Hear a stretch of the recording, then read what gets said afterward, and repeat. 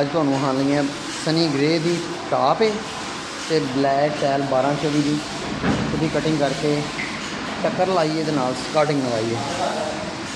ਨਾਲੇ ਹਾਲ 'ਚ ਲੱਗਾ ਸਨੀ ਗ੍ਰੇ, ਉਹਦੇ ਨਾਲ ਮਿਲਾ ਕੇ ਸਨੀ ਗ੍ਰੇ ਦੀਆਂ ਟਾਪਾਂ और ब्लैक नाल स्टार्टिंग सारी तस्वीर तैयार हो गई है। सिंगा शिंगा हर चीज़ मुकम्मल।